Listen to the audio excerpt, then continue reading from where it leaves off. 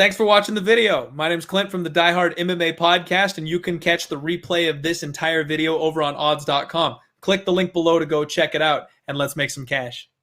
Let's move along. Let's leave this fight in the dust where it belongs, and we will talk about the big boys, all right? We've got a heavyweight fight here. Josh Parisian, 13-3, taking on Parker Porter, who is 10-6. Now, Josh Parisian is a two-time Dana White Contender Series alumni, won both of those, big lumbering heavyweight, really unorthodox striking. This man throws way too many spinning attacks. That's all he did in his last couple of fights is just spinning back fist, spinning heel kick. Like, that's all this guy did. And honestly, I don't think he's got that much power, man. If you go back through, first off, his non-contender series opponents, he's got terrible opposition that he's fought. Just really, really bad, poor competition. And all of those guys got like standing TKO'd, or like there was a time where he was fully mounted on a guy, ground and pounding him, and had to like look at the referee to stop the fight because the guy wasn't hurt. The guy was just like covering up and taking the shots, so the referee didn't stop it until kind of pushed into stopping it because it became apparent he just wasn't going to get out of the position.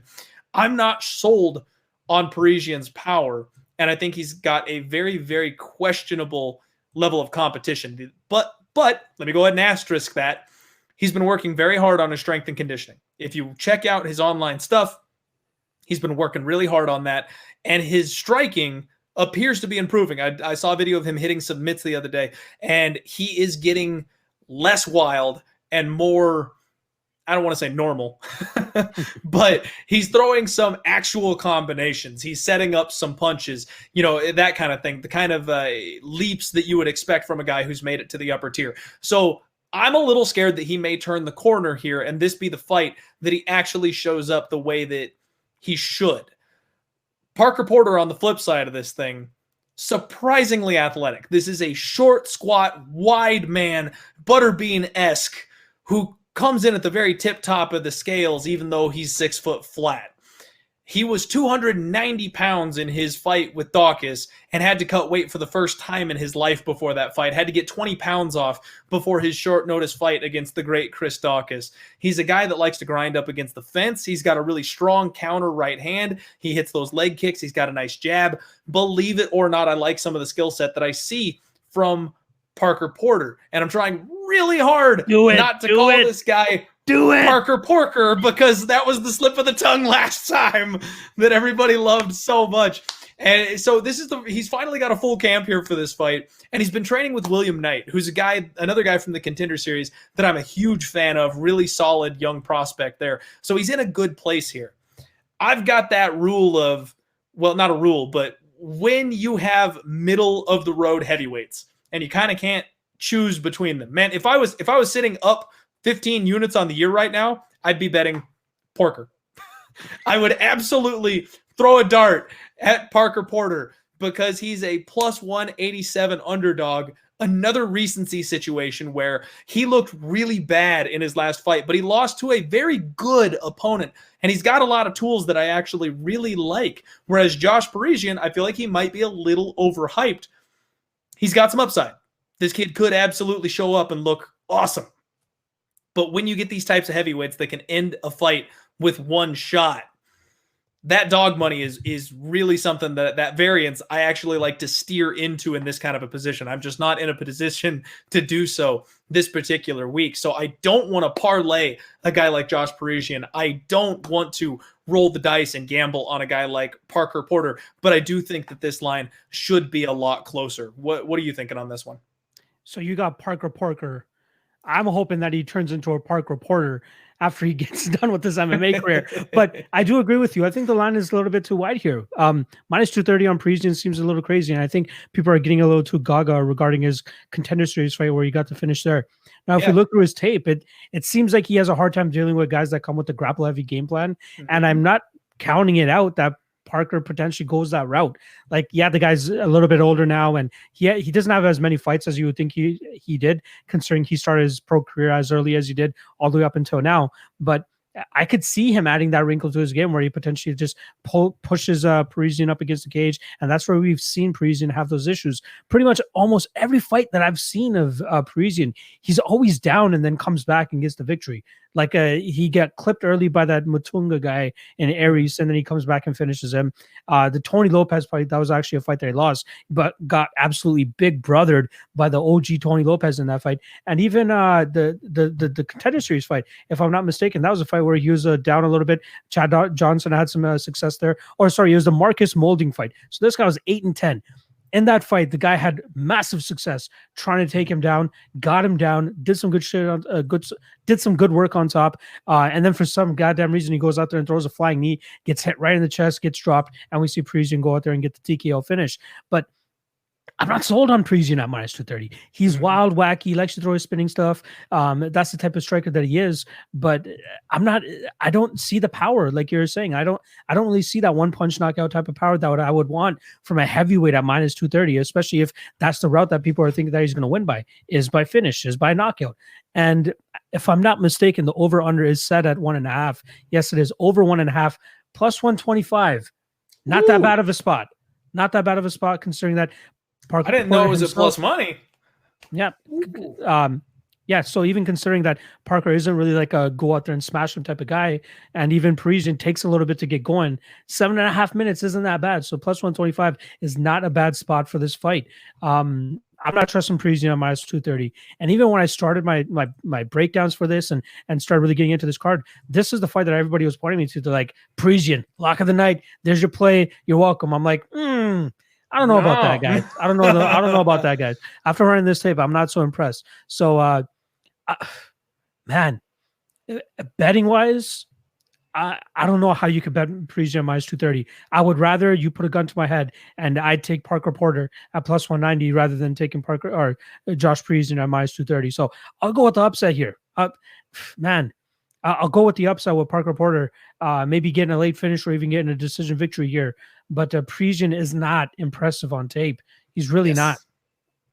And that's, man, I'm glad to hear you back me up on that one. I know we can disagree a lot on these types of spots, but on this one, I'm very glad to hear that you're kind of seeing this one the same way as I am. And, you know, even though he's a little bit older, Parker, he had a disqualification win in 2018 for punches to the back of the head. If he had gotten a regular TKO or win there for that kind of a spot, man, he was on a 5-fight win streak before he got derailed by Chris Daukaus. And I am ultra high on Chris Daukaus. I picked this guy to have the upset win over Rodrigo Nascimento in his last fight. He is incredibly underrated. He has fast hands. Chris Daukaus is the guy that people think Josh Parisian is. So I feel like this, worst case scenario, it should be a pick'em, man. I absolutely see what you're seeing with Parisian on the floor. If he ever gets put on the mat, he is a fish out of water. He does not know what to do off of his mat. And Parker actually has, believe it or not, 4 submission wins. This guy is no stranger to the ground. We may have just sniffed out my sprinkle long shot of the week. I might be sprinkling Parker Porter by submission because the bookies aren't going to see that one coming, and it's probably going to be like 16-1 or some shit. But yeah, I'm very, very much looking on the side of Porter here. Again, I don't know if I'm actually going to end up pulling the trigger. I want to see these guys on the scale. I'm going to be very, very interested to see what kind of shape that they come in, because if Parisian comes in after working hard on his strength and conditioning and looks like a brick shit house, probably just going to pass. But if Parker is the one who comes in looking crisp and clean and good, then that might be a late week dog shot. So actually, I had somebody comment on one of my videos saying that Parker apparently looks in much better shape, and he has a private IG right now. And I did actually try to hit that follow before we started this show, and he still hasn't approved it. So I can't see for myself, but apparently he's looking in a lot better shape. We'll have to see once he hit the scales. But I think my play for this fight specifically would probably be the over 1.5. I very much do like that spot. I do think these guys will go 7.5 minutes. And I don't necessarily think that Porter needs to take this fight to the ground to win either. Like, he has decent striking. He ends combinations with leg kicks. The guy has thunder thighs on him for sure. So I'm sure that they have some power behind him as well. But Yeah, Parisian probably the more fluid and cleaner striker in terms of maybe not cleaner, but more fluid. Likes to throw his spinning shit more, like I said. But Porter, people want to discredit him so much because of that Daukaus loss, but Daukaus is slowly creeping up to being one of the better guys over that heavyweight, and his hands are crisp, his hands are fast. Yeah, over 1.5 for me will probably be the spot. Over 1.5 is a sneaky good spot. I actually really, really like that spot. That's a good look, man. Evans, hello, my friend. Thank you for tuning in all the way from Australia. And Josh Morton, want to go ahead and address this one here. Too much attention to the betting odds clouding your judgment. You believe you will win should take precedence. The betting odds come after. I 1000% disagree, my friend. If you look at the people that are actually successful sports betting, the line is everything because there's a certain threshold where you're paying the wrong price, and in the long term, you will not profit no matter what you do. If you are laying too much wood on a chalky favorite that is way too expensive, if you're putting minus 300 on somebody and they shit the bed, that costs you 3-1 instead of costing you 1.5. Like, there is a big, big difference in these betting lines. Long term, if you're betting the right side at the right price, that's how you turn a profit. It's a very, very delicate dance between the two. And that's why, if you're regular here on my podcast, we like to play the devil's advocate. And that's why I love having guys like my man Manpreet here with me, because we've got to see it from the other side. You've got to see how the other fighter can cause problems, because if you just look at this and you go, Parker's old, he's short, he's fat, he lost his last fight by knockout. Oh, Parisian's good, he's got 10 wins by knockout. And then you go all in on this dude, and Parker squeezes out a split decision come Saturday. All those parlays are going to look real stupid in hindsight. Not that that's what we're worried about, looking stupid or anything, but that's where you've got to be able to at least validate the opponent. Obviously, there are situations where the opponents don't deserve validation, squash matches and stuff like that, but it's always a learning game, man. We've got a lot to improve on, a lot that we can learn from, and the odds very, very, very much matter in sports betting. As my man John Anik says, you're betting the number, not the fighter. Exactly. Keep that in mind. Exactly. All right. We are moving right along here. We are getting close to the end of our evening. So we had Renato Moicano taking on Rafael Fiziev for our co-main event. However, that fight has been postponed to UFC 256 due to a COVID test.